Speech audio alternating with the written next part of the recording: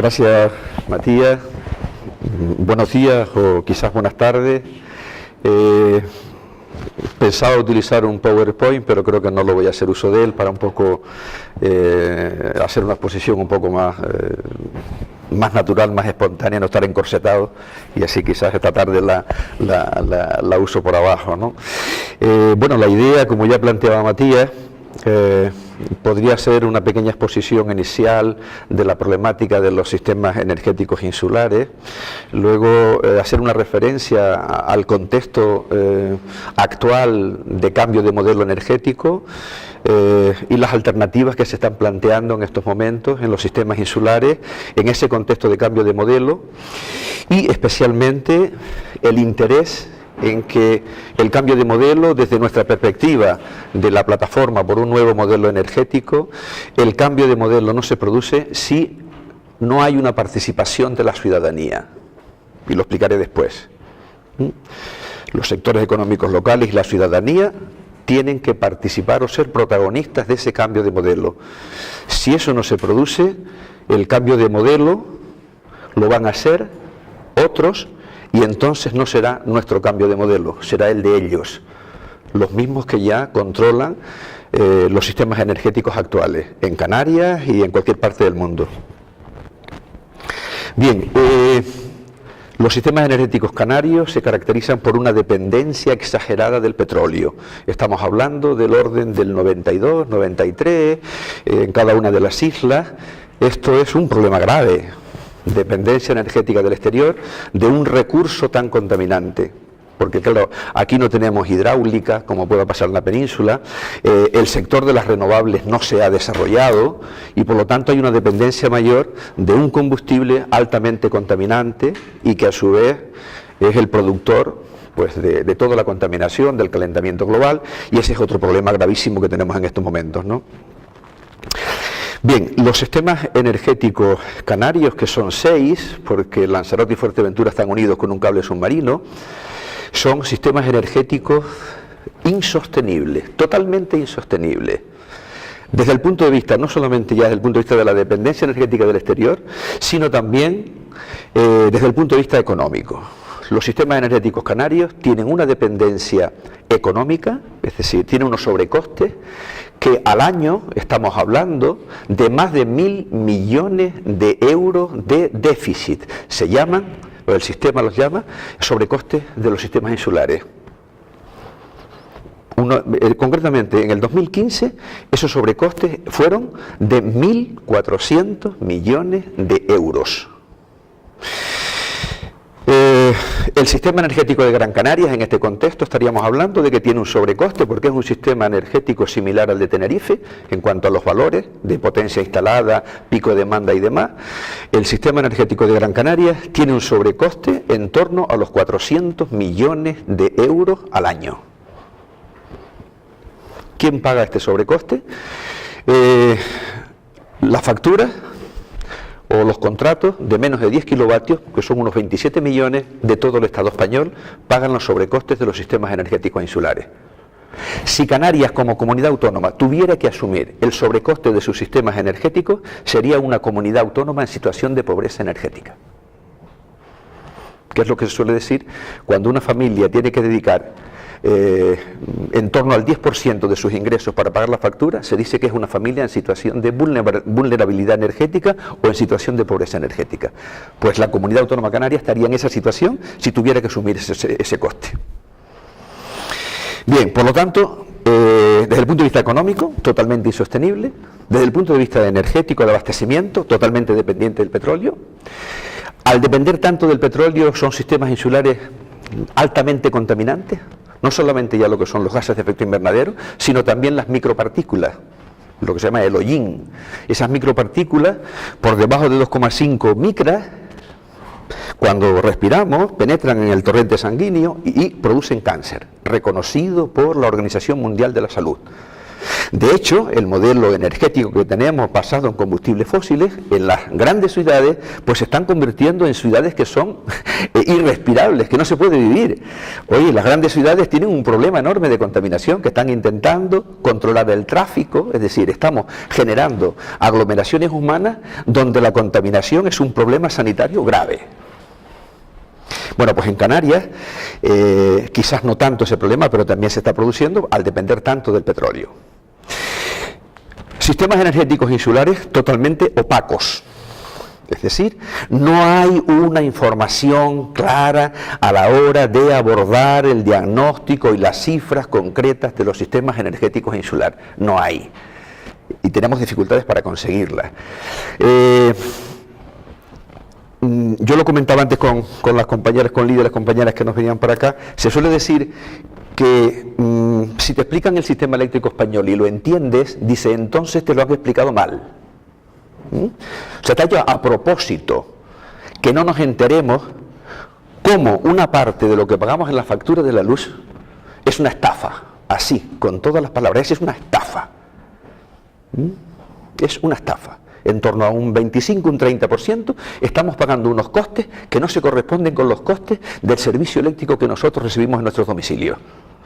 Pero claro, el sistema eléctrico está regulado de tal manera que es en beneficio de las grandes multinacionales que en el Estado español controlan la política energética. Por ejemplo, y sin salirme del tema, ¿cómo es posible que en los últimos años, hace 2 o 3 años, el término de potencia de la factura eléctrica se aumentó así de golpe un 100%? Para que me entiendan, el término de potencia es la parte fija que se paga en el recibo de la luz que depende de la potencia contratada. Es decir, que si tú la vivienda la tienes cerrada, tú estás pagando esa cantidad fija, que no depende del consumo. Hay una parte que depende del contrato y otra parte que tú pagas, que es la electricidad consumida. Pues ese término de potencia se incrementó el 100% y viene a representar, depende de los casos de la potencia contratada, un 30, un 40 y hasta un 50% de la factura. Es decir, se ha hecho con toda la intencionalidad de romper las dinámicas de ahorro y eficiencia de los vecinos, de los ciudadanos. Pues claro, si yo me esfuerzo para bajar el consumo, pero la parte que tengo que pagar no depende del ahorro que yo haga, sino de la potencia contratada, claro, y está hecha con toda la intención. Es decir, el sistema eléctrico español no vale en reformas, hay que hacer un cambio, hay que hacer una regulación totalmente nueva. Es un sistema que es incapaz de incorporar las políticas de ahorro y eficiencia, porque las interpreta como un incremento del déficit. Si los ciudadanos vamos ahorrando, pagamos menos en la factura y los ingresos totales del sistema disminuyen. Como se mantienen los costes, pues se produce un déficit. Esa fue la razón por que se hizo un incremento en el término de potencia. O sea, es una política energética en contra de las políticas de ahorro y eficiencia, cuando para nosotros la plataforma es la prioridad máxima de una política energética en el nuevo modelo, es el ahorro y la eficiencia. El megavatio más sostenible es aquel que no consumimos, que no se gasta, porque ahorras petróleo que se quema, no hay contaminación, no hay pérdidas en el transporte, por eso debe ser una prioridad. Pero al sistema eléctrico español le preocupa, así lo demuestran los hechos, le preocupa muy poco el ahorro y la eficiencia. Porque el viejo modelo se caracteriza por el consumo. Para nosotros el nuevo modelo se caracteriza por el ahorro y la eficiencia energética. Bien, dicho esto, y también lo poco democrático que es la gestión de la energía, poco democrática que es la participación en absoluto, y mucho menos cuando no hay información. ¿Cuántas personas son capaces de entender su recibo de la luz? ¿Cuántas? Que parece que tienes que hacer un estudio, una tesis doctoral para interpretar todo. Compleja, es muy difícil, está hecho a propósito porque la información se puede dar. Pero a los que hacen la política energética, a mí no me interesa que el ciudadano la conozca, porque posiblemente puede aprender o puede enterarse de por qué lo estafan y dónde lo estafan, en qué parte me estafan del recibo, ¿no? Bien, estaba hablando de un poco, diagnosticando un poco los sistemas energéticos insulares. Otro elemento es que estos sistemas energéticos insulares están están en un contexto de una política autonómica energética que no existe. Yo entiendo que una comunidad autónoma tiene que asumir unas competencias y debe tener una política energética propia. Canarias no ha tenido política energética propia. Y la que se ha desarrollado es la política energética que han marcado las eléctricas que controlan los sistemas insulares. Si ustedes miran y repasan los 4 PECANes, el primer documento de política energética canaria, que fue por el Parlamento, se aprobó en 1990. Había otro redactado en la época de Jerónimo Saavedra de presidente, que se redactó en 1986, pero que no llegó a pasar por el Parlamento. El primero fue en 1990. Después hubo 4 ediciones más del PECAN y que han sido un rotundo fracaso en sus objetivos. Por ejemplo, el último PECAN, el del 2007, y que establecía la consecución de los objetivos en el 2015, debería haber conseguido en el desarrollo de las renovables un 30%. Estamos en torno a un 7, un 8. Después del último PECAN, en el gobierno autonómico anterior, en que la consejera de Industria y Energía era Francisca Luengo, dijo que los PECANes ya eran una cosa del pasado, que había que reformarlo de nuevo, y sacó el documento de directrices de ordenación del sector energético, las 12 famosas. Hubo una tramitación, un documento amplio, unos 1000 folios, nosotros como plataforma hicimos unas alegaciones, ese documento no concluyó su tramitación y está parado en el Parlamento. Ahora mismo creo que se va a quedar ahí. La actual Consejería de Industria ha elaborado un documento que se llama Estrategia Energética de Canarias 2025, le he echado un ojo, es un documento todavía en carácter preliminar y es más de lo mismo, más de lo mismo. Entonces, ¿qué es lo que ocurre cuando una comunidad autónoma no tiene política energética? Que no tiene rumbo, no tiene rumbo, y cuando se anda sin rumbo, dice que no se sabe elegir el viento a favor. Y eso es lo que le pasa. Y cuando esto ocurre, tú no tienes política, pero quienes están gestionando el sector sí que la tienen muy clara. En Canarias no se favorece el debate energético, teniendo el papel que tiene la energía hoy en una comunidad. Fíjense ustedes, cuando hay un cero energético, ustedes están en sus casas para que vean cómo todo se para, no nos quedamos a oscuras, se para todo se para. Y igualmente fuera, transporte quizás no, porque es el combustible de fósil, pero la economía se bloquea totalmente. Y cada vez nuestra economía va a estar más electrificada, mucho más. El transporte se va a electrificar, todo va a estar cada vez más dependiente de la energía. Es un elemento importantísimo en la articulación de una comunidad. Bien, hecho un poco esta especie de diagnóstico un poco por arriba de los sistemas energéticos insulares, ¿qué pasa? ¿En qué situación, en qué contexto nos encontramos ahora mismo? Pues en un contexto de cambio, como nunca antes se había producido después de la revolución industrial de hace más de 200 años. Ahora hay unas tecnologías energéticas que han madurado y que tienen capacidad para sustituir a los combustibles fósiles y además producir un cambio en el modelo energético.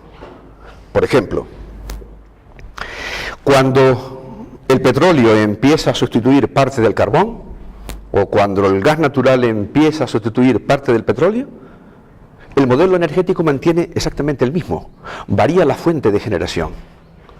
Pero ahora, las renovables, tecnologías distintas, de naturaleza distinta, de generación en cualquier sitio podemos generar, ese hecho nada más produce una modificación en el modelo.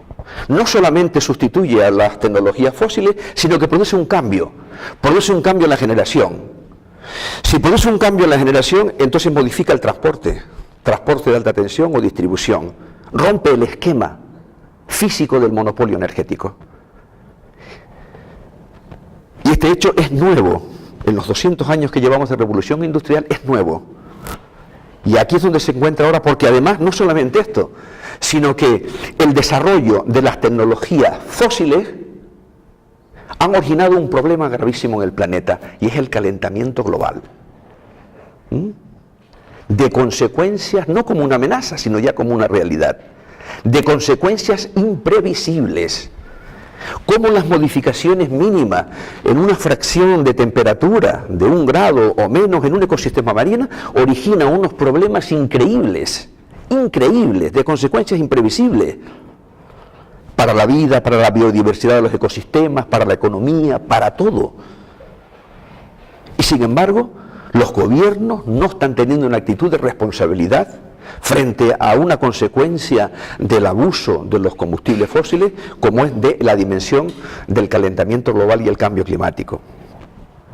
Por lo tanto, la confluencia, madurez de las tecnologías renovables, el fin o la parte final de los recursos energéticos fósiles y el cambio climático como una consecuencia de esas tecnologías son 3 circunstancias que se unen, y entonces aquí, y la razón económica, es decir, ya las multinacionales de la energía están viendo, y los fondos de inversión están viendo, que los sectores de los renovables es el sector de futuro desde el punto de vista de la inversión.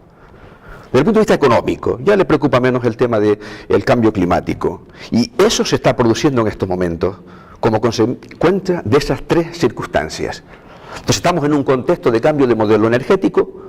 Las eléctricas están desesperadas estudiando esta situación para ubicar su negocio en un contexto nuevo de cambio que no pueden parar. Y aquí es donde nosotros ahora nos desplazamos para ver en Canarias este contexto, cómo se están articulando las alternativas para responder a la problemática de los sistemas energéticos insulares.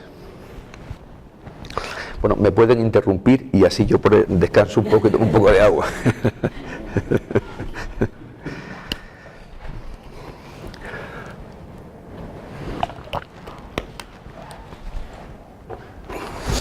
Bien, bueno, pues yo sigo, si no... Bien, entonces, ¿cómo abordamos la solución de la problemática de los sistemas energéticos insulares en un contexto de cambio de modelo energético? Todo el mundo, Endesa, Red Eléctrica, Enagás, Redexi, Iberdrola, todos, el gobierno de Canarias, todo el mundo habla de que la solución son las renovables y que todos están por incorporar más renovables a los sistemas energéticos insulares. Todo el mundo, nadie habla en contra de las renovables. Lo que habría que ver, y nosotros desde la plataforma observamos, que no todo el mundo que está por incrementar las renovables en los sistemas insulares está por un cambio de modelo energético.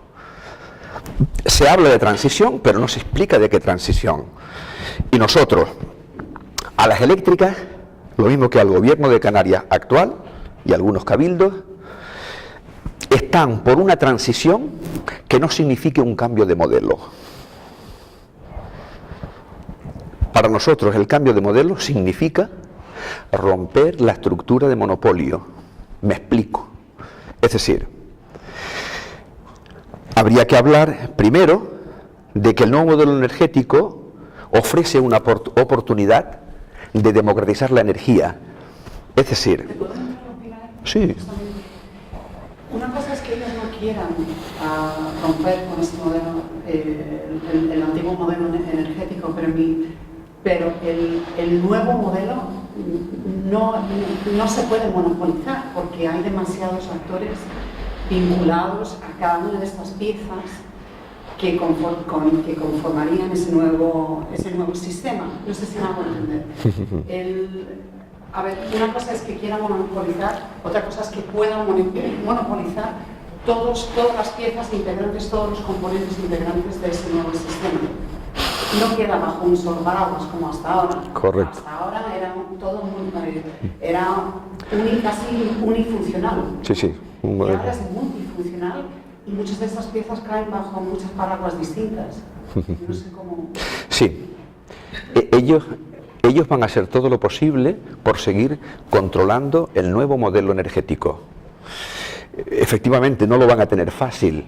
Y no lo van a tener fácil en la medida en que la ciudadanía, los ayuntamientos y los sectores económicos locales son capaces de interpretar correctamente la situación de oportunidades para desarrollar riqueza y empleo local que tiene el desarrollo del nuevo modelo energético. Me explico. Es decir, por ejemplo, Ahora mismo, la opción que se ha tomado aquí es los grandes parques eólicos, por ejemplo. Parques eólicos cuyos aerogeneradores de más de 2 megavatios, cada uno vale varios millones de euros. Un parque de 20, 30, 40 millones de euros. ¿Qué grupo económico local o qué colectivo vecinal puede hacer frente a ese tipo de inversiones? Si usted mira, los titulares de las asignaciones de estos parques eólicos son Endesa, Iberdrola, Gas Natural Fenosa, DISA. Con lo cual, no solamente ya desde el punto de vista del control económico, sino, como son renovables de generación concentrada, esa energía hay que transportarla por las líneas de alta tensión, con lo cual parte del viejo modelo lo sigues conservando. O sea, nosotros optamos, dentro de las renovables, optamos por las renovables de generación distribuida frente a las renovables de generación concentrada. Porque significa, la generación distribuida renovable significa la socialización de la gestión de la energía. Y como el ciudadano tiene acceso a la tecnología para controlar esos recursos renovables, la democratización del proceso del nuevo modelo energético es posible. Lo que falta ahora mismo es una buena información para que el ciudadano y los sectores económicos locales se den cuenta de la oportunidad que tienen. Y aquí lo que hay ahora mismo es la batalla de la información. La estamos perdiendo los ciudadanos y los grupos de gobierno local porque están repitiendo como loros el discurso y el argumentario de las grandes eléctricas, que es falso, para sus intereses perfectos, pero nos están contando medias verdades. Lo diremos después. Y estoy totalmente de acuerdo, y además nuestro planteamiento es que la descentralización de los sistemas energéticos insulares conlleve a un empoderamiento local de los ciudadanos y los ayuntamientos conjuntamente. Los ayuntamientos, independientemente de quién esté gobernando, son administraciones públicas que gestionan recursos públicos y deben ser también protagonistas del cambio de modelo energético, que es un poco lo que se ha hecho o lo que estamos haciendo en La Palma.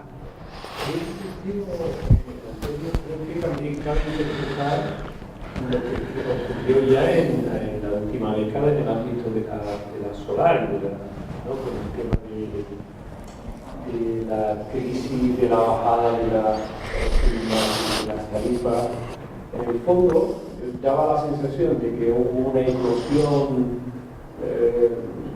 en los 2000 y primeros 2000, donde hubo una importante canalización de pequeño ahorro de ahorrador y tal, que de facto representaba una fragmentación y cierta organización de la producción, pero hubo una clara intencionalidad de la política energética, en parte de esto, en hacer inviable a través del cambio las pequeñas explotaciones para producir un proceso de expropiación de las explotaciones y regresar al modelo del control de toda la producción, porque buena parte de la producción por parte de esto. Y por eso creo que ese dato que he dado antes, yo esa visión no la tenía, claro, pero agradezco de Guillán, al centro neurálgico mismo de la estructura del mercado energético. Eso es lo que hay que romper, eso es lo que hay que dinamitar. Muy bien. Mira, en la península, cuando dije antes lo de los ciclos combinados, que son tecnologías que usan gas natural, hubo un desarrollo, pero así, mucho más que en el tema de las renovables. En 10 años se montaron 27.000 megavatios de ciclos combinados. Como consecuencia del funcionamiento del mercado, que daba prioridad al consumo de las renovables, dada la estructura del mercado totalmente favorable a los intereses de las eléctricas, desplazaba la entrada de los ciclos combinados de gas y carbón al último lugar. ¿Qué ocurría? No solamente bajaba el precio del mercado, sino que además los ciclos combinados de gas se quedaron funcionando en torno a un 10 o un 12%. Y ahora les pregunto, ¿qué fábrica puede mantenerse con un 10% o un 12% de producción y no se arruina? ¿Qué pasó después?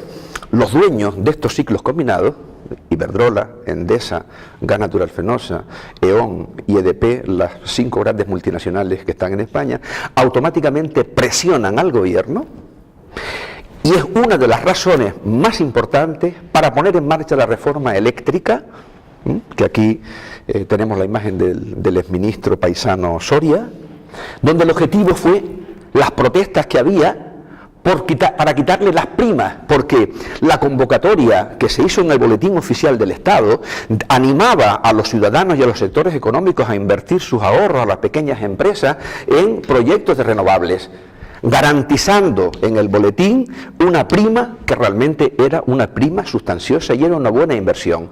55, unas 60.000 inversiones de gente con sus ahorros, pequeñas empresas, y automáticamente, como esto estaba hundiendo los ciclos combinados de gas, cuyos titulares eran las multinacionales, presionan, se pone en marcha la reforma, nosotros decimos la reforma de las eléctricas, se bloquea el tema de las primas, se pone un impuesto a la generación con la intención de que ese pequeño inversor o mediano, bloquearle la capacidad que su proyecto tenía para recuperar la inversión. Entonces, muchas de estas inversiones se fueron al traste, se fueron a la ruina porque no tenían capacidad para amortizar la inversión que habían hecho. Es decir, se hizo con toda la intención del mundo bloquear, porque estaba arruinando a eso. Además, las grandes multinacionales no querían que nadie entrara en la tarta de la energía. Esto es nuestro y lo sentimos muchísimo. Un pequeño inversor no tiene capacidad económica cuando vienen monstruos de estas características y bueno, son capaces de hacer lo que sea por bloquear. Porque estaba siendo un referente de la socialización del desarrollo energético. Y claro, hubo gente que pudo seguir adelante, otro tuvo que vender el parque fotovoltaico o lo que sea, y creó una situación realmente fatal. En ese contexto se desarrolla el impuesto al sol, porque había también que bloquear las iniciativas ciudadanas de abastecerse directamente del sol. Había que bloquearlas, porque era un mal ejemplo para la democratización, porque significaba la pérdida de clientes para ellos. Es decir, toda una serie de medidas para bloquear el proceso de cambio de modelo energético en el sentido que lo entendemos nosotros, es decir, sistemas descentralizados donde se democratiza la energía y donde los ciudadanos empiezan a protagonizar la gestión de su energía. Y una reforma que era un poco, no entendemos, ¿cómo es posible? Si yo puedo, ahora que yo puedo obtener la energía del sol, usted me pone un impuesto. Pero lo justificaban como pago de mantenimiento de la red. Sí. Por el uso de la red. No, pero escúchame, está bien, si yo tengo una instalación fotovoltaica conectada a la red, que yo pague la parte que me corresponde por la energía que tomo de la red. Pero aquí tú tenías que pagar también de la energía que cogías del sol. No, se usaba mucho el ejemplo, es como si tú, la frutería que tienes al lado de tu casa, tú tienes un huertito y mientras coges tomates de tu huertita, bueno pues bien, no voy a comprar tomates a la frutería al lado. Ahora bien, cuando no tienes tomates en tu huerta tienes que ir a comprar. Entonces tú durante todo el año le estás pagando al frutero porque te va a alimentar a ti de tomates cuando tu huerto no tiene. Oiga, por favor. No puede ser. No. Y está clarísimo. Eso ha sido una política energética al servicio de los intereses de las eléctricas, pero así de claro. Y lo que está pasando con el sector gasista o con el sector eléctrico es así, lo que es el déficit estructural del sistema. ¿Y qué opinas del sistema de microredes? Entonces sería la sustitución, como alternativa. Bueno, hay muchas alternativas. Ahora mismo hay muchas experiencias como microredes aisladas, hay muchas fórmulas, ¿no? El tema es leer correctamente el panorama, tener un diagnóstico claro de lo que está pasando, eso es fundamental. ¿Entiendes? Y la información que circula en los medios de comunicación, totalmente tergiversada, porque la información que llega a los medios de comunicación en general es la información que procede de las eléctricas o de las políticas energéticas que coinciden con los intereses de las eléctricas. Y el ciudadano que normalmente no entiende un tema complejo como es el energético, al final no sabe quién le está engañando o qué está diciendo. Y esto, si tú no tienes una información clara como ciudadano, no puedes activarte y comprometerte en la gestión de tu energía porque al final estás desorientado, no sabes qué hacer. ¿A quién creo? Pues no sé. Ahondando un poco, porque estoy totalmente de acuerdo, de la información es básica, con algunos impulsores de las energías alternativas en el campo, por ejemplo, algunos ganaderos que pusieron digamos, sus sistemas automáticos de ordeño, etcétera, en base a energías alternativas, pasó también otra cosa.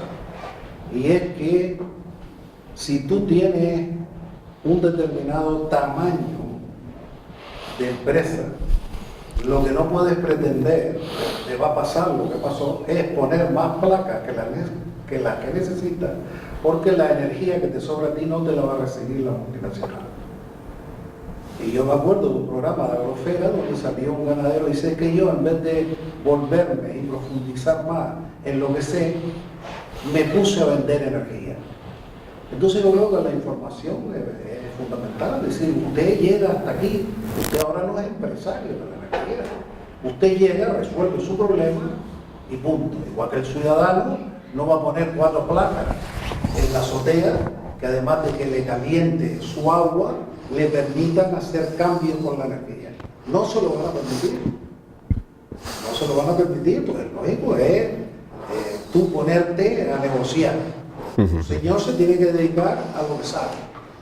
No se puede dedicar a lo que se le ocurre porque es negocio. Otra cosa es que lo que son organizaciones públicas sí pueden ser un ejemplo importante de cómo se cambia el sistema energético. Porque yo pongo la energía que me da la gana y llego a los acuerdos que me da la gana. Y hago licitaciones lógicas de energía.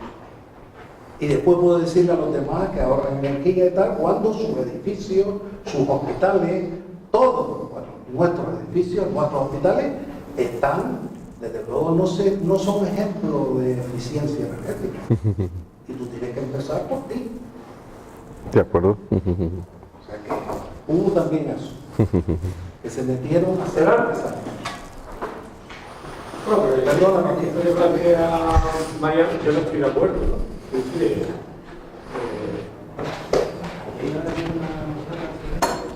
hay dos cosas ahí. Una cosa es que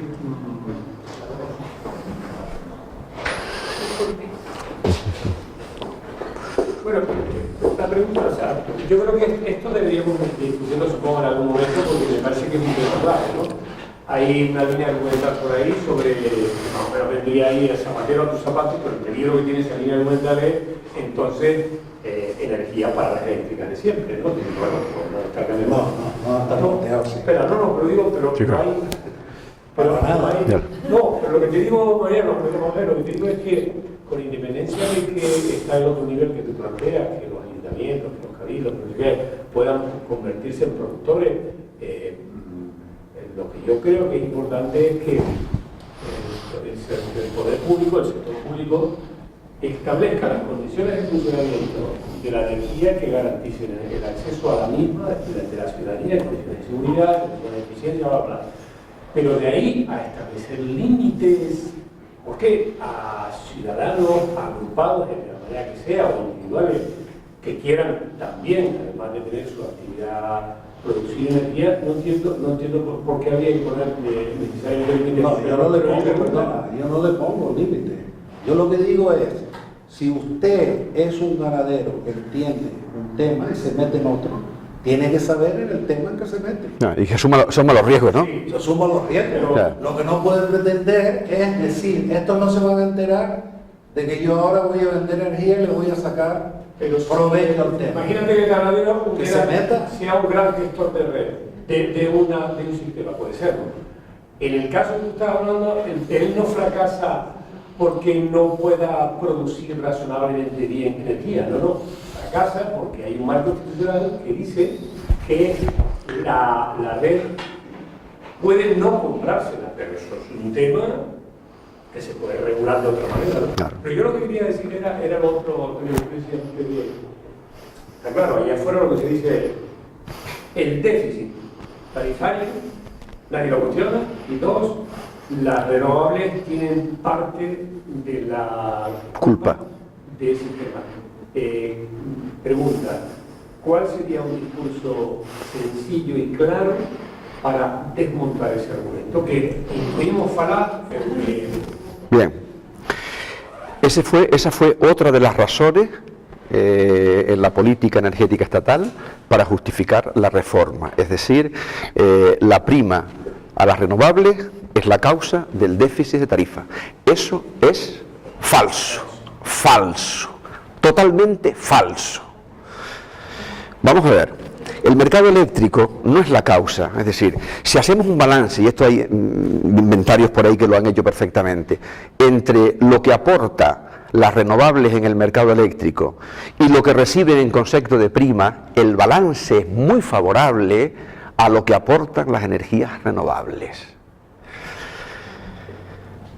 El mercado eléctrico funciona de una manera perversa en el sentido de que está organizado por quien lo controla, y no es la política energética del gobierno, sino de las eléctricas que controlan el mercado. El precio que se establece en el mercado es un precio en base a la tecnología que ese día o cada hora más cara que ha entrado en el mercado. Por ejemplo, brevemente, si las energías renovables entran a coste cero, digamos en el sistema anterior, después las primas determinan otra regla, entran para satisfacer la demanda, van entrando las energías desde las más baratas a las más caras y van cubriendo la demanda. Cuando ya no hay más renovables, las primeras que entran son las grandes hidroeléctricas, las renovables, la nuclear, y después ya, si no se cubre el mercado, vienen los ciclos combinados de gas, carbón, que son los más caros. ¿Y cuál es el precio que se establece medio durante ese día? Pues si la última tecnología que entró fue la del carbón y el precio ese día fue de 50 euros megavatio y el precio que reciben las hidráulicas en base a los costes eran de 3, toda la hidráulica que entró cobra a 50 euros el megavatio. Es decir, el mercado eléctrico mayorista no funciona o no se establecen los precios en base a los costes de generación de cada una de las tecnologías. No, es la tecnología más cara la que establece el precio de todas las que se han vendido anteriormente. Y aquí está lo que se llama los beneficios caídos del cielo. Hay una expresión en inglés que yo no sé. Es decir, esto significa, por ejemplo, en un año, que los titulares de las nucleares y las grandes hidráulicas, que son Iberdrola, Endesa, etcétera, etcétera, reciben al año entre 3.000 o 3.500 millones de euros por la cara. Por la cara. Claro, por eso la reforma no tocó el mercado eléctrico. Claro, esos 3.000 o 3.500 son costes del sistema que van a la factura. Ahí está la causa principal del déficit de tarifa. Lo que pasa es que al gobierno no le interesaba hacer esta perspectiva, sino decir, no, las primas a las renovables son las que están encareciendo el recibo de la luz, y esto no lo podemos permitir, por eso hay que acabar con las primas a las renovables. Eso es lo que se nos decía, pero la realidad era completamente distinta. Yo cuando escuchaba al Soria en sus intervenciones, vamos, me envenenaba, digo, joder, son como los curas, solamente hablan ellos. Claro, y mienten a la ciudadanía, están mintiendo. Pero es el discurso oficial para luego justificar sus políticas. Luego, así, con una cara que se la pisan. No, como ustedes comprenderán, nosotros no podemos tolerar seguir manteniendo unas primas que encarecen el recibo de la luz. ¿Verdad, ciudadano? Que usted está porque el recibo sea baje. Claro, por eso nosotros tenemos que eliminar las primas. Claro, no se puede hacer eso. Y esto es una de las razones fundamentales. Y además, las externalidades negativas de los fósiles nunca se incorporan al precio. Nunca de la misma manera que las externalidades positivas tampoco se incorporan. Por lo tanto, estamos haciendo una lectura totalmente parcial y de medias verdades que modifican realmente el diagnóstico. Por esa regla de 3 también las renovables estarían dando mucho dinero, ¿no? Claro que sí, claro que sí. En esa época a España invierten fondos de inversión de medio mundo. Invierte muchísimos fondos de inversión, porque era un negocio extraordinario. Más con una garantía de 25 años, que posiblemente no fue correcta la forma de hacerlo, que había que hacer una revisión de esa garantía de 25 años manteniendo una prima de forma constante. Pero aquí vinieron fondos de inversión de medio mundo. Ahora mismo hay como 27 conflictos a nivel en los juzgados internacionales, porque claro, resulta que yo leo el boletín oficial del Estado, hago una inversión, hago mis cálculos, hago una inversión y luego en el mismo boletín me cambias, es como me cambias el reglamento a la mitad del partido. Y yo que había hecho unas previsiones en la inversión, ahora resulta que son otras las condiciones.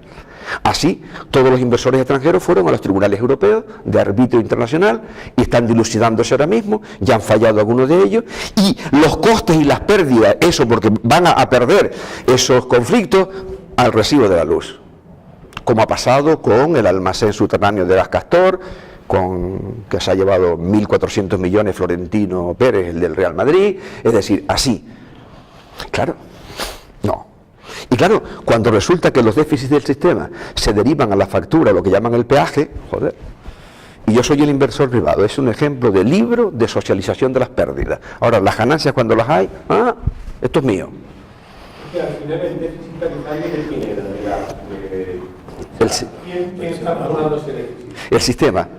A nivel general, el sistema tiene unos ingresos, que es de la facturación, de la venta de energía, la facturación. Y luego, esa facturación se utiliza para cubrir costes. Y el déficit viene porque lo que ingresa al sistema es inferior a los costes. Claro, ¿qué están los costes? Pues lo que decía antes del mercado, a lo mejor 3 o 4.000. Nosotros estamos pagando, por ejemplo, parte del seguro de las nucleares de responsabilidad civil. Parte del seguro lo estamos pagando nosotros, que son inversiones privadas. ¿Por qué? Y seguros solamente que tienen la duración de 70 años. Usted sabe que la contaminación por radioactividad dura cientos y miles de años. ¿Por qué tenemos que estar pagando los ciudadanos un seguro de responsabilidad o parte del seguro de responsabilidad de las nucleares? ¿Por qué? ¿Por qué tenemos que estar subvencionando a las grandes industrias consumidoras de electricidad, lo que llaman el concepto de interrumpibilidad? ¿Por qué? ¿Por qué tenemos que estar pagando la disponibilidad de capacidad de la sobrepotencia instalada que hay en España? En España hay unos 104.000 o 105.000 megavatios instalados y los picos de consumo están en torno a 35.000. Y estamos pagando porque las centrales, buena parte de las centrales que no funcionan, reciben una subvención en concepto de estar disponible por si el sistema en una emergencia necesita de ellos. Lo que llamamos pago por disponibilidad de capacidad.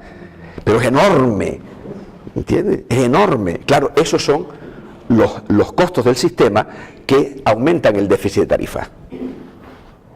Por ejemplo, otro dato, la diferencia entre potencia instalada y potencia contratada.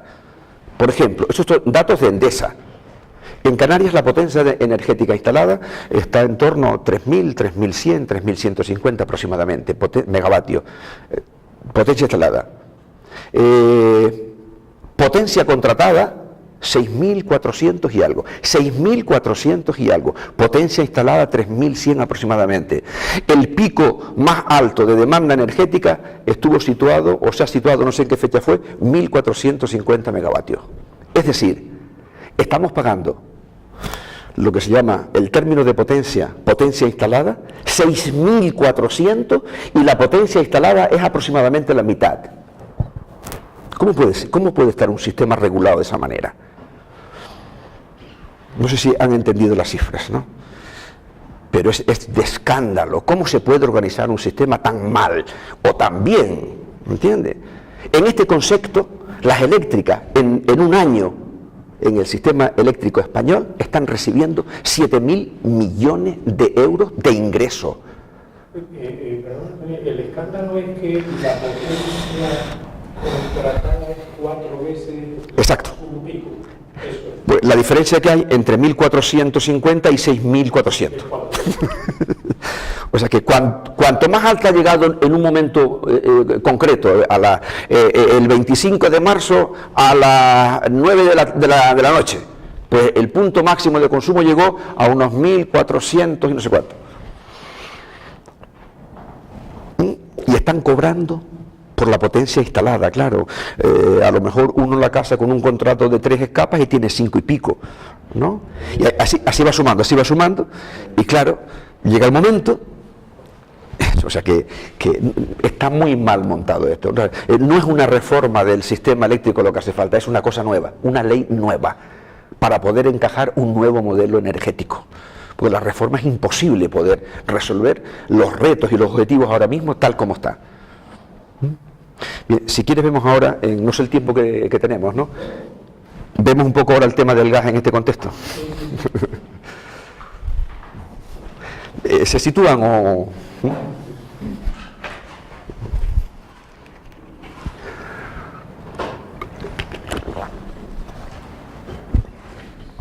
Esta tarde no sé qué les voy a contar.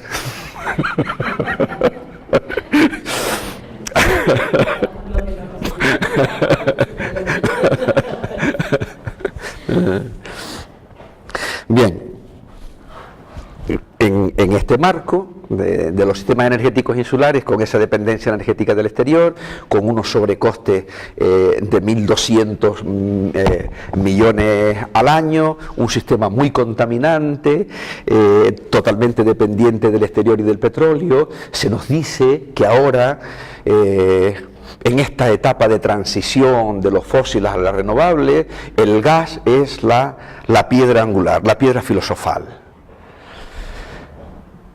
En primer lugar, me gustaría tener la oportunidad de al señor presidente del gobierno autonómico, Clavijo, al señor Carlos Alonso, presidente del gobierno del Cabildo Insular de Tenerife, preguntarle de qué transición energética están hablando. Porque si es la transición energética en la que la plataforma por un nuevo modelo energético cree, esa no es la solución. O sea, la muleta para hacer el cambio, la transición, no es el gas. Vamos primero a ver las razones que nos dan para argumentar a favor del gas. Nos dicen, fíjense que habíamos dicho que un problema que tenían los sistemas energéticos insulares era la dependencia energética del exterior y del petróleo. ¿Me quieren ustedes decir en qué contribuye a reducir o a resolver la dependencia energética del exterior el gas, que es un combustible fósil que tenemos que importar de Argelia, Egipto, Qatar, Nigeria, Qatar, Argelia? ¿Me quieren decir cómo se va a resolver el problema de la dependencia energética con el gas? ¿Me quieren explicar cómo? Por lo tanto, en este sentido, el gas no aporta, al contrario, diversifica la dependencia, pero no la reduce.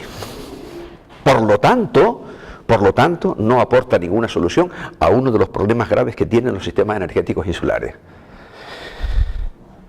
Tema contaminación. Se nos dice, bueno, claro, es que resulta que el gas natural produce menos CO2 que el petróleo. El gas natural, el metano, no contamina tanto, y luego habría que ver aquí porque también manipula incluso la información. Sabemos que el metano es menos cantidad la que produce, pero el poder de gas de efecto invernadero del metano en los 20 primeros años en la atmósfera es 86 veces mayor que el del CO2. Y esto... Pero hay una media verdad que utilizan, es decir, en la estrategia, y esto lo he visto en estudios hechos en la Universidad de La Laguna, tengo la impresión que son encargos, los estudios se hacen un encargo, donde los profesores que asumen esos encargos, y eso me duele muchísimo, ¿no? Venden su libertad o lo que sea porque hay que hacer un estudio porque me lo encarga Endesa, y entonces los estudios se hacen ya condicionados de entrada. Yo he leído esos estudios y están perfectamente condicionados desde el primer momento cuando se hace. La trampa que hay en el argumentario de los defensores del gas es solamente establecer la comparativa entre gas y petróleo. Hay falta en la misma mesa poner las tecnologías renovables. Y entonces hablamos de qué manera podemos configurar el mix energético insular de tal manera que sea la mejor solución para resolver los problemas actuales de los sistemas energéticos insulares. Ellos nunca van a hablar, por ejemplo, de la geotermia. Ellos siempre dicen, claro, el sol no está por la noche, a veces no hay viento y por lo tanto tenemos que poner en marcha los grupos diésel de gas o de petróleo para poder mantener el suministro. Ese es un poco el discurso. pero medias verdades. El problema que siempre se ha dicho, y de hecho es un problema, es la intermitencia o la inestabilidad de las tecnologías renovables para darle estabilidad al sistema.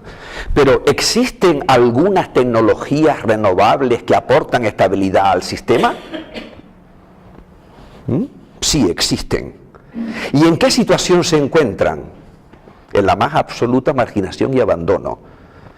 Porque si incorporamos al discurso las tecnologías renovables que aportan gestionabilidad al sistema, las conclusiones varían. Y a mí no me interesa que varíen las conclusiones, digo, a ellos no les interesa que varíen las conclusiones porque tienen una decisión hace tiempo tomada, y es meter el gas. Por eso el gobierno de Canarias, nosotros en Tenerife no hemos tenido la suerte de que asistan a nuestros debates, nunca han hecho acto de presencia. Y nuestro interés en las jornadas que hemos organizado como plataforma, con quien primero contactamos es con la Consejería del Gobierno Autónomo y con el Cabildo, invitándolos a debatir públicamente. Nunca su agenda le ha permitido asistir, nunca. Queremos debatir con ellos y que públicamente argumenten lo que están diciendo, pero es aquello de que una decisión que está tomada y entonces no quiero debatir, porque al final puede ser que mi argumento se caiga, y ellos lo saben. Ellos lo saben. Porque para el gobierno autónomo canario, la política energética no tiene mucho valor. De hecho, no tienen política energética como gobierno, no tienen rumbo en la política energética. Por eso llegan ofreciéndole el gas, venga el gas. Le ofrecen la biomasa, venga la biomasa. Bien, entonces, en el tema de contaminación, si yo pongo al lado las renovables, está clarísimo. Puede ser, y es discutible, que el gas contamine menos que el petróleo, y habría que discutirlo. Pero si ponemos al lado las renovables, y especialmente las renovables gestionables, el discurso cambia. ¿Qué quiero decir con las renovables gestionables? ¿A quién me estoy refiriendo? A la geotermia, a la solar termoeléctrica, al hidrógeno, pero especialmente a la geotermia. Canarias es una zona de vulcanismo activo, la única zona de España, y resulta que la geotermia, hasta ahora, todavía, cuando durante los últimos 40 años se han estado haciendo estudios de exploración geotérmica en algunas islas y no se ha terminado de evaluar el potencial geotérmico en ninguna de las islas. No se ha terminado en 40 años. Llama la atención, teniendo un recurso propio que me puede ayudar a independizarme del petróleo, a ganar independencia energética. Por ejemplo, no estoy hablando de una tecnología moderna. Las Azores acaba de inaugurar hace 15 días la tercera central geotérmica, las Azores. La tecnología de producción de electricidad con geotermia tiene más de un siglo de existencia, que empezó en la región italiana de la Toscana. Tiene más de un siglo. Las Azores, la isla mayor, San Miguel, con 140.000 habitantes, el 50% de la electricidad la cubre con la aportación de la energía de los volcanes. ¿Qué estamos diciendo aquí nosotros? Que se termine de una vez, que es de vergüenza, que se termine de una vez de evaluar el potencial geotérmico que tienen las islas y aprovechar ese recurso, porque ese recurso aporta estabilidad al sistema. La geotermia está disponible las 24 horas del día, los 365 días del año.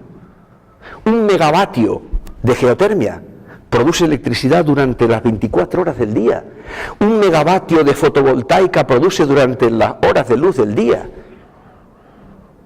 O sea que es un recurso que debería ser prioritario para la alternativa y el cambio de modelo en Canarias. Sin embargo, está abandonado. Claro, si no tienes política energética, las políticas a la hora de utilizar recursos para atender una demanda determinada, lo que hace desde el punto de vista de la sostenibilidad es ver los recursos que tiene en el espacio, sobre todo cuando somos tan dependientes del exterior. Bien, por lo tanto, los que defienden el gas nunca hablan de geotermia. Es más, yo he escuchado al viceconsejero, que creo que acaba de dimitir hace poco, Adrián Mendoza, o el propio consejero, que no tienen interés en la geotermia, que a ellos eso no les preocupa. Sí, la geotermia de baja temperatura para la climatización de edificios y demás, pero que no tiene ningún interés. Además, eso es muy caro, eso es muy caro. Bueno, ¿y los portugueses en Madeira qué? ¿Se la regalan? Es decir, no, eso no es así. Bien, entonces, el gas, además, estamos viendo que el gas no contribuye a resolver los problemas que tenemos en los sistemas energéticos insulares. ¿Qué es lo que viene entonces a hacer el gas? ¿Por qué ese interés? Bien, el interés es que potencia la generación concentrada, porque el gas va a utilizarse pues en la central térmica que está en San Bartolomé de Tirajana o en Tenerife, en Granadilla, va a alimentar los grupos que están allí de ciclos combinados. Y por lo tanto lo que estás haciendo con el gas es prolongando la vida del viejo modelo energético, que tiene que transportar alta tensión, distribución y demás. Estás prolongando la transición energética porque es lo que le interesa a las eléctricas. Las eléctricas, el gran negocio lo tienen con el viejo modelo. El nuevo le cambia mucho las cosas. Es decir, desde el momento en que la generación distribuida le quita poder a las eléctricas para controlar el sistema. Y por eso el gas lo que hace es fortalecer la generación concentrada de energía. Y sobre todo, ¿me quieren decir cómo contribuimos a la mitigación del cambio climático introduciendo un combustible fósil? Cuando fuera los países lo que están intentando a ver de qué forma voy cada vez quitándome de encima el tema del gas. Por ejemplo, un dato, hace unos días veía la noticia, el recinto ferial de Madrid, IFEMA, ha sustituido el gas que tiene para climatización fundamentalmente por geotermia de baja temperatura. O sea, se han hecho unas perforaciones de 100-150 metros, se montan unas bombas de calor y resuelves el tema. Resultados económicos, ahorro en la factura anual de estas instalaciones de 40.000 euros al año. Disminución del CO2, 200 toneladas al año.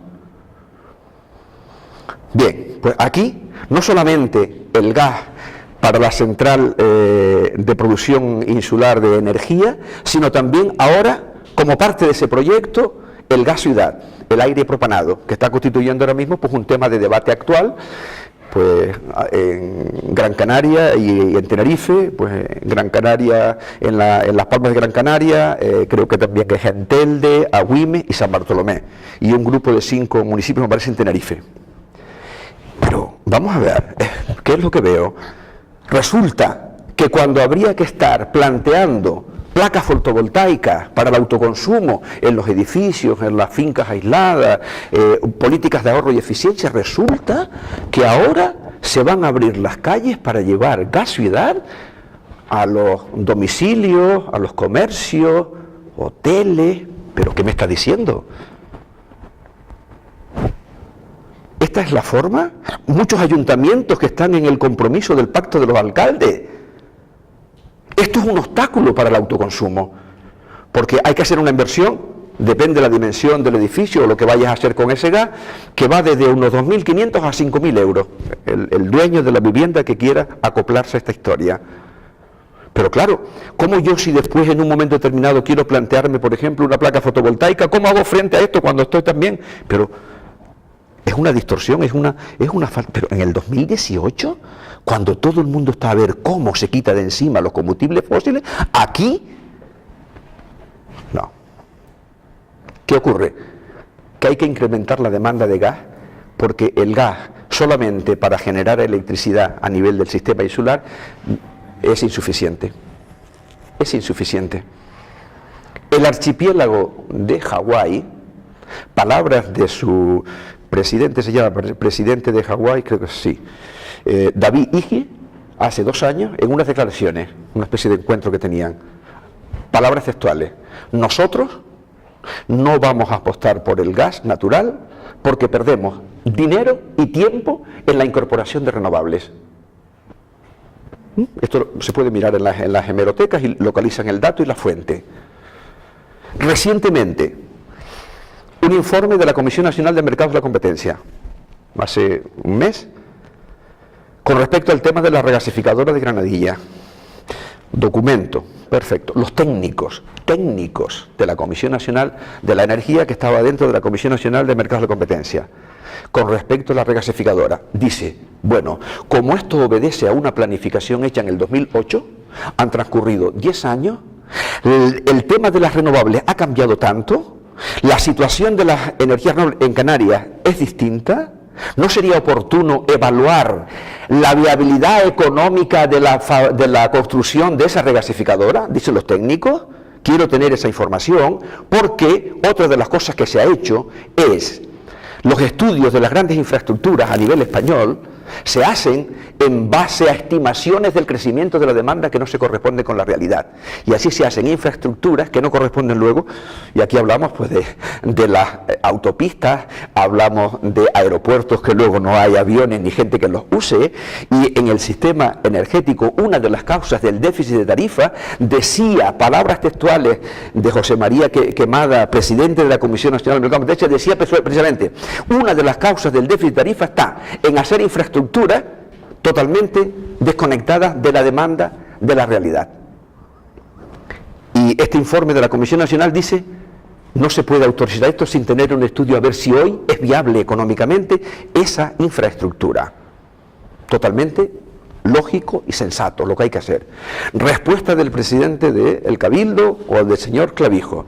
Bueno, eso Enagás, que es la empresa que está encargada, Enagás ya resolverá eso ahí en Madrid, ya lo resolverá, no hay problema, eso se solventa fácilmente.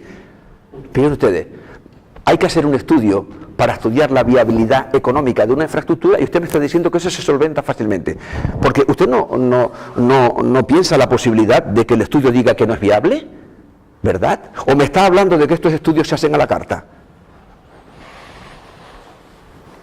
¿Qué pasa en Granadilla? ¿Qué pasa en Tenerife? Pues que ahora mismo el poder del Cabildo que gobierna y el gobierno autonómico es la única razón para justificar la construcción del puerto de Granadilla. Por ello ellos no quieren hablar de cuestionar la construcción de la regasificadora. Una inversión de 300 millones, no importa, porque además está por ley, la ley 18/2014, déficit estructural del sistema, infraestructuras básicas. ¿Qué quiere decir esto? Que cuando estas infraestructuras básicas del sistema gasístico producen pérdidas, se incorporan al peaje, es decir, a la factura de los ciudadanos. Joder, así inversor privado de puta madre, perdón la expresión. ¿Entiende? Si gano no pasa nada, perfecto, pero si hay pérdidas no me preocupa, que el sistema me compensa. Claro, así es difícil, porque resulta que la connivencia entre la política energética y los intereses privados del sector es tan grande que la ciudadanía tiene que estar bien armada para poder decirle no. Porque aquí lo que hay que romper es la estructura de poder y la relación y la complicidad entre política energética o responsables de la regulación de los sistemas y el sector privado. Ese matrimonio hay que romperlo, tienen que divorciarse.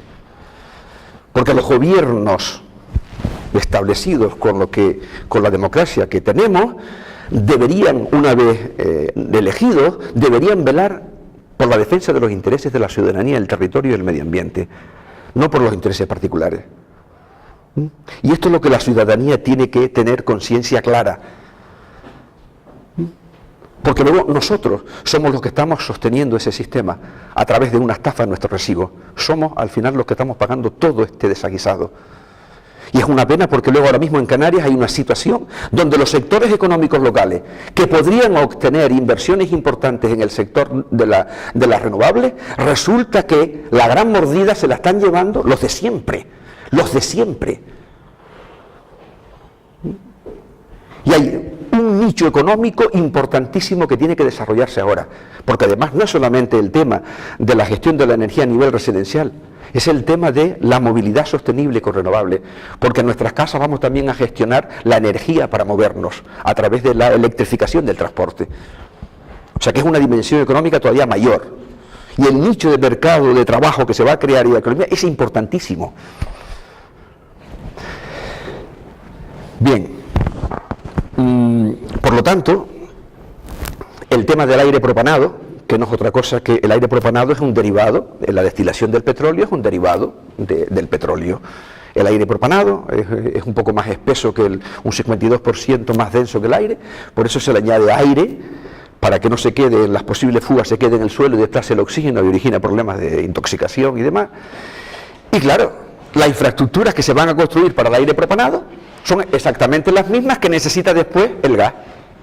Por lo tanto, el aire propanado es la introducción del gas natural. Y no es otra cosa, sino ya es un insulto a la inteligencia. En Canarias, en el 2018, si usted me habla de hace 20, 30 años, pues a lo mejor incluso las regasificadoras sería más difícil cuestionarlas, porque en esos momentos las tecnologías renovables no estaban maduras y económicamente eran menos viables. Pero hoy,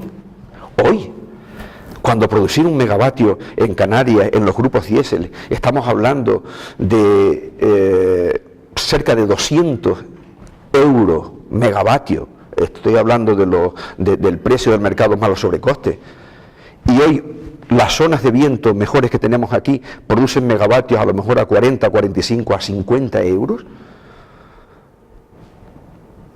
Es un sistema de política energética, no es otra cosa. Y claro, si no hay una política energética, no hay una voluntad en planificar y regular los sistemas insulares con una orientación. Yo puedo poner la referencia, por ejemplo, de la isla de Tenerife con el posicionamiento del grupo de gobierno actual en el Cabildo.